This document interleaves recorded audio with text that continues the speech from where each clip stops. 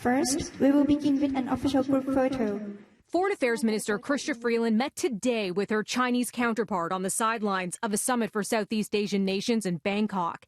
The meeting comes amid a months-long diplomatic rift between Ottawa and Beijing. In a release describing the talks, Global Affairs Canada says the two had a frank exchange of views. Freeland says the face-to-face is a positive step in a complicated relationship between the two countries. According to Global Affairs Canada, Minister Freeland expressed Canada's ongoing concerns regarding Michael Kovrig and Michael Spavor, who've been arbitrarily detained by China.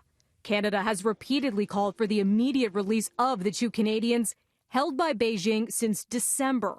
Their detention an apparent retaliation for Canada's arrest of Chinese telecoms giant Huawei CFO Meng Wanzhou in Vancouver at the request of the U.S. Her arrest deeply angering China. Beijing has since increased economic pressure, blocking Canadian goods like pork and soybeans. Global Affairs Canada says China's foreign minister expressed his concerns today regarding Meng's possible extradition to the U.S. No further details were offered up.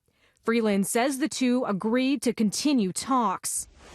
Sticking with China, Beijing today warning of retaliation after Donald Trump vowed to slap a 10% tariff on $300 billion of Chinese imports starting next month, escalating a trade dispute between the world's biggest economies. This Chinese Foreign Ministry spokesperson says Beijing will not be blackmailed.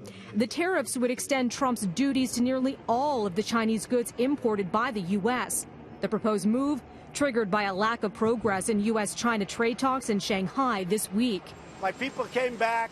They're going to meet again in September. I said, look, if you meet, that's great. But in the meantime, we're going to pay they're going to pay a tariff, and it'll be a very substantial tariff. Now, Trump has had some tough talk when it comes to China, but his tweets about the tariffs ending on an optimistic note, saying we look forward to continuing our positive dialogue with China.